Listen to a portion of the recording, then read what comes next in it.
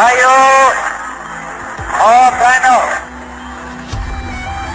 पाकिस्तान हासिल करने के लिए हमने बहुत कुर्बानी की है। अल्लाह ताला ने हमें अस्सलाम वालेकुम, मैं हूं राना अदनान शबीर खान और आप देख रहे हैं नोआए फिक्र। पाकिस्तान में 28 मई को यौम तकबीर हमेशा की तरह सेलिब्रेट किया गया। हुकूमत ने बिल्कुल लास्ट मिनट पर यह डिसीजन लिया कि यौम तकबीर को नेशनल हॉलिडे के तौर पर मनाया जाए।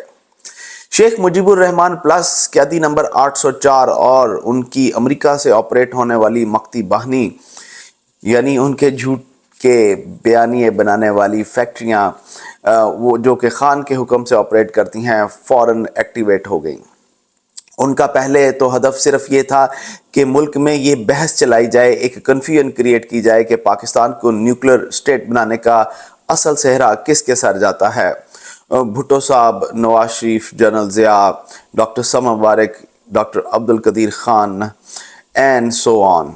बहरहाल उन्होंने बहुत सारे कंपैरिजन ड्रॉ करने की कोशिश की और एक कन्फ्यूजन का माहौल क्रिएट करने की कोशिश की, बल्कि एक गैर ज़रूरी बहस एक्टिवेट की पाकिस्तान के अंदर।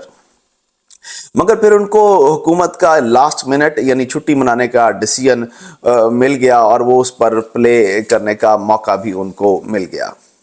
शेख मुजीबुर रहमान प्लस कैदी नंबर 804 का मकसद सिर्फ और सिर्फ ये था कि पाकिस्तान को यूनाइट करने वाली कौम को एक पेज पर लाने वाली कौम जिन चीज़ों पर फख्र कर सके, ये कह सके कि इस परचम के साए तले हम एक हैं, हम एक हैं, सांझी अपनी खुशियाँ और गम, एक हैं, हम एक हैं। सो ऐसे तमाम इवेंट्स को अंडरमाइन किया जा सके, उनको किसी तरीके से ऐसी बहस में कन्वर्ट किया जा सके कि कौम उन पर फख्र ना कर सके, उन पर यूनाइट ना हो सके। कहने का मतलब यह है कि मुल्क में तकसीम और नफरत को फ़रोग दिया जाए। और शेख मुजीब प्लस यानी कैदी नंबर 804 और उनकी मक्ती बानी इसमें कुछ हद तक कामयाब भी हुए। बहरहाल at the same time national command authority के adviser lieutenant general retired Khalid Ahmed Kidwai Youm Takbeer की 26th एनिवर्सरी के सेमिनार से खिताब करते हुए हिंदुस्तान और उसकी लीडरशिप को कह रहे थे कि भारत ये बहुत अच्छी तरह समझ ले कि पाकिस्तान की न्यूक्लियर कैपेबिलिटी उसे अनेबल करती है कि उसे नो फर्स्ट यूज़ जिसे NFU कहते हैं उस पॉलिसी को फॉलो ना करे। मैं उनके अल्फाज आपको सुनाता हूँ। Pakistan does not have a no first use policy and I repeat for emphasis, Pakistan does not have a no first use policy। ये एक बहुत खुला, ओपन और ब्लंट पैगाम है हिंदुस्तान के लिए और हिंदुस्तान के हवारियों के लिए।